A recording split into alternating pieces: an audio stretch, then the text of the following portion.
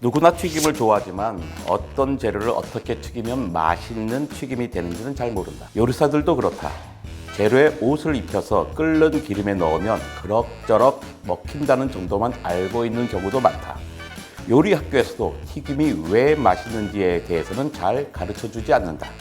튀김은 맛있지만 그 배경 지식과 과학 원리를 아는 사람은 드물다는 아이러니가 존재한다. 이 책은 그 답답한 속을 뻥 뚫어준다. 안녕하세요. 국립과천과학관에서 일하고 있는 이정모입니다. 제가 방금 읽어드린 글은 오늘 소개할 책 표지 뒤에 실린 음식 칼럼니스트 박찬일 셰프의 추천사입니다. 튀김은 정말 위대하죠. 요리사들 사이에는 이런 격언이 있다고 합니다. 안 되면 튀겨봐라. 실제로 거의 모든 사람들이 튀김을 좋아합니다. 저도 마찬가지고요. 심지어 신발 밑창도 튀기면 맛있다 라는 말이 있을 정도죠. 오늘 여러분에게 소개하고 싶은 책은 튀김의 발견입니다. 저자는 요리사일까요? 아니면 음식 칼럼니스트일까요? 아닙니다. 저와 함께 국립과천과학관에서 일하고 있는 동료 과학자 임두원 박사님입니다. 임두원 박사는 서울대학교에서 고분자 공학을 공부하시고 박사학위를 취득하셨습니다. 고분자란 단백질이나 플라스틱 같은 것을 말하죠. 튀김은 딱히 고분자라고 할 수는 없습니다. 그런데 왜 임두원 박사는 튀김에 꽂히셨을까요? 워낙에 튀김 애호가인 그는 20년 전 전통 돈카츠 전문점의 사위가 되었습니다. 그리고 문득 이런 의문이 들었다고 합니다. 나는 왜 튀김을 사랑할까? 아니, 근본적으로 튀김은 왜 맛있는 걸까? 질문은 꼬리에 꼬리를 물었습니다. 인류는 언제부터 튀겨 먹기 시작했을까? 튀김옷은 왜 바삭거릴까? 튀김의 기름은 정말 건강에 해로운 걸까? 펄펄 끓는 기름 속에서, 바삭한 튀김옷 속에서, 입안에서 대체 무슨 일이 일어난 걸까? 무릇 과학자의 자세죠. 과학은 의심과 질문에서 시작하거든요. 본인은 스스로 한 질문에 시원하게 대답하지 못하는 자신을 발견했다고 합니다. 그리고 이 궁금증과 호기심을 해결하기 위해서 무진 애를 쓰기 시작하죠. 물론 과학적으로 해결해야겠죠. 이 책은 튀김을 향한 저자의 애정의 결과물입니다. 그는 튀김의 맛과 매력의 비밀을 풀기 위해 물리, 화학, 재료공학, 역사, 경제, 정치, 문화 등 다양한 도구를 활용해서 재료, 기름, 조리도구, 튀김옷 같은 튀김의 요리를 구성하는 온갖 요소들을 살펴봤습니다. 그 과정에서 우리가 열광하는 겉바속, 겉은 바삭하고 속은 촉촉한에 대한 과학 원리가 각 나라를 대표하는 튀김 요리의 탄생 배경의 역사의 한 장면이 그 튀김의 산업화 과정에 경제 논리와 문화 키워드가 숨어 있다는 사실을 발견했습니다. 덕분에 교양 상식과 과학 지식을 더 맛깔나게 즐기고 싶은 독자들을 위한 튀김 입문서이자 튀김 덕후들을 위한 전문서가 탄생하게 된 것이죠. 그럼 튀김은 왜 맛있고 왜 튀김을 좋아하는 걸까요? 식재료를 튀김에 튀기면 단백질이 풍부해지고 풍미도 좋아지지만 무엇보다 지방의 함량이 증가합니다. 지방은 에너지 효율이 뛰어난 영양분입니다. 적은 양으로 더 많은 에너지를 제공하죠. 게다가 지방은 우리 몸속에 오랫동안 축적되어서 저장되는 장점이 있습니다. 어라? 그렇다면 그게 뭐가 좋은 거야? 안 좋은 거 아니야? 이런 생각이 드실 겁니다. 그런데요, 정말 큰 장점입니다. 지방을 많이 섭취하고 몸 안에 저장해 두고자 하는 인간의 욕망 때문에 인간의 생존이 가능했거든요. 우리의 조상이었던 원시 인류가 살아남고 번성하게 된 게 바로 지방에 대한, 기름에 대한 탐욕 때문이었어요. 따라서 그들의 후손인 우리가 튀김을 원하는 것은 너무나도 당연한 일이겠죠. 우리의 DNA에는 지방을 선호하는 원초적인 본능이 담겨져 있기 때문입니다. 맛은 모두 몇 가지가 있나요? 단맛, 짠맛, 신맛, 쓴맛. 이 네 가지가 떠오르셨다면 약간 연식이 되신 분들이죠. 요즘 학생들은 그 네 가지에다가 우나미라고 하는 감칠맛, 다섯 번째 맛을 추가하거든요. 그런데요, 현재 과학자들은 여기에 여섯 번째 맛을 추가해야 된다고 주장하고 있습니다. 바로 기름진 맛입니다.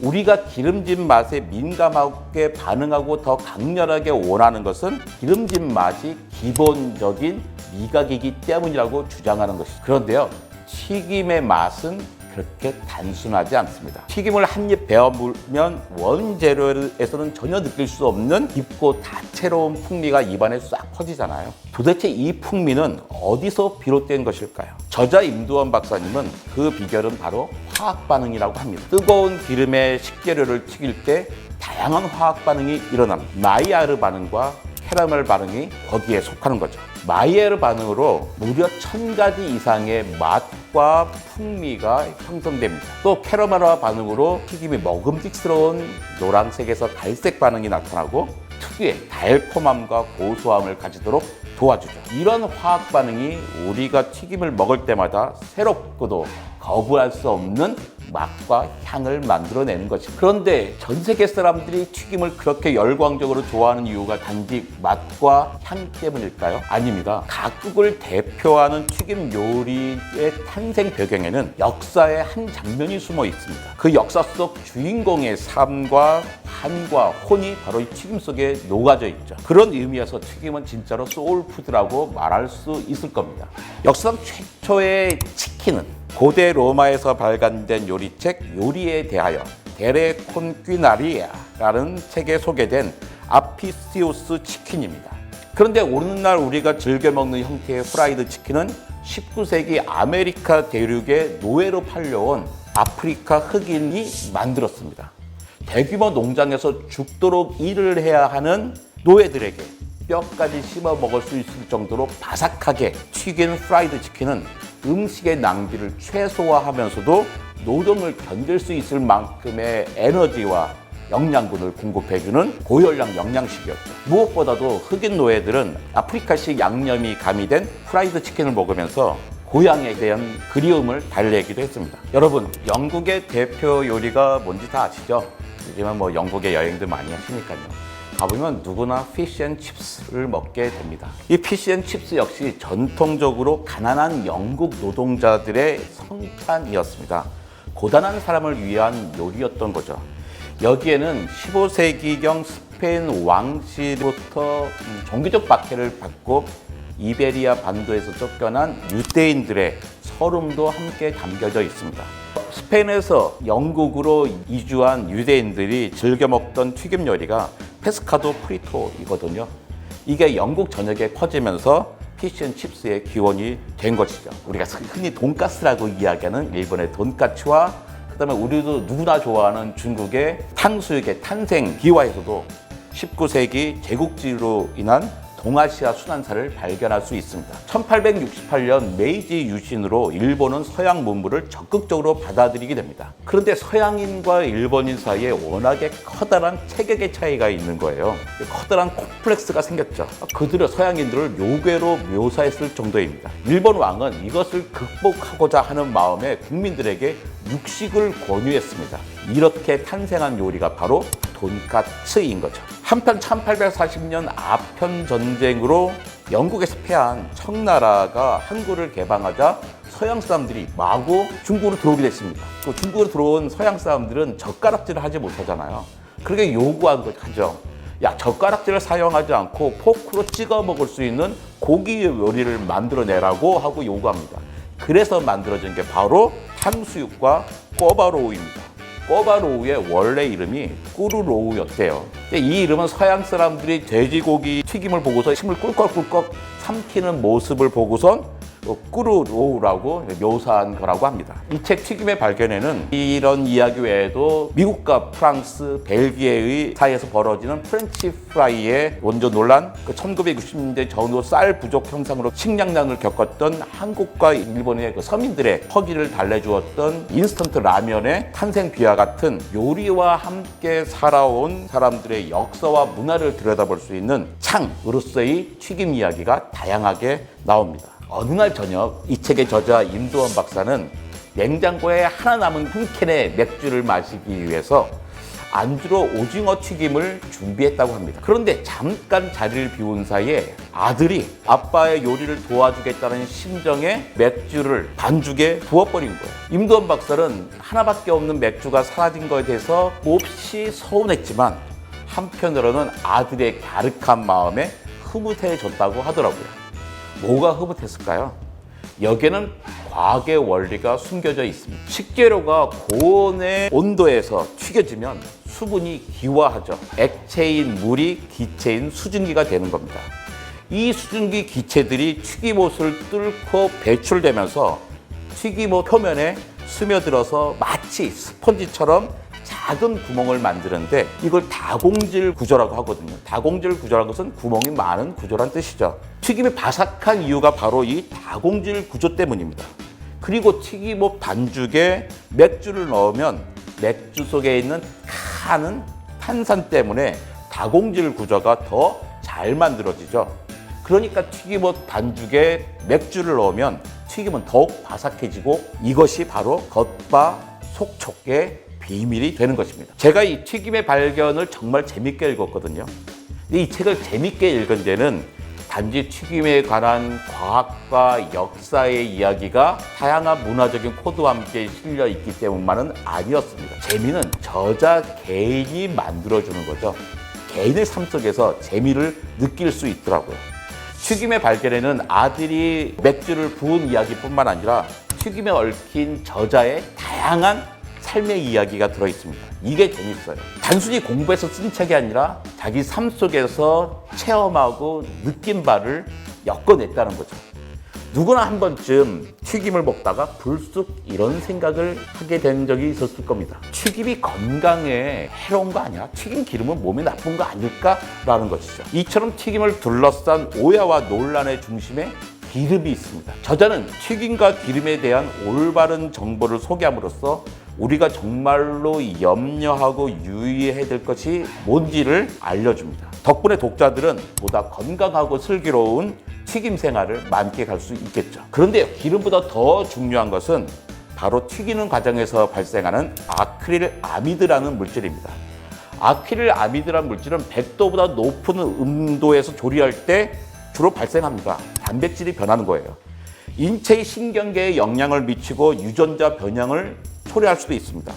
근데 보통 튀김은 170도씨 이상에서 하게 되는 조리 과정이거든요.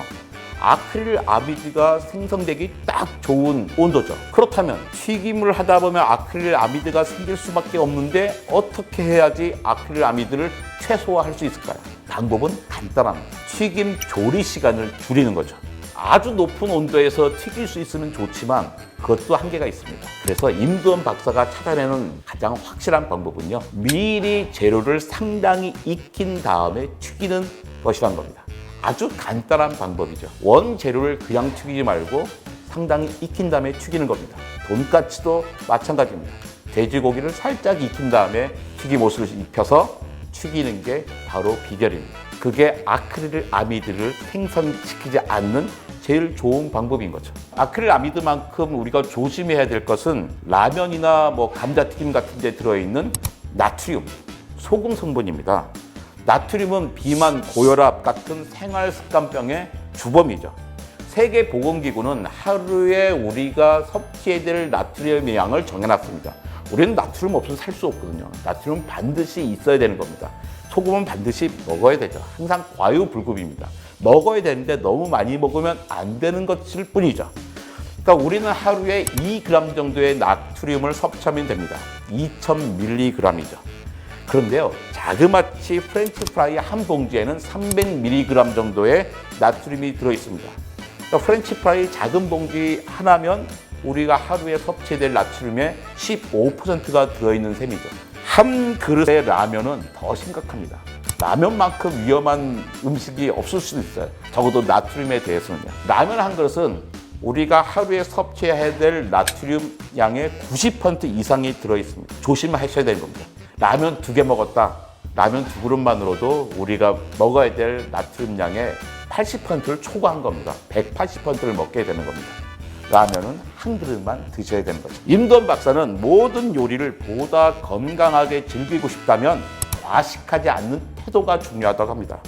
저도 100% 동감하는 이야기입니다. 특별히 몸에 좋은 음식 같은 거는 없습니다. 마찬가지로 특별히 몸에 나쁜 음식도 없습니다.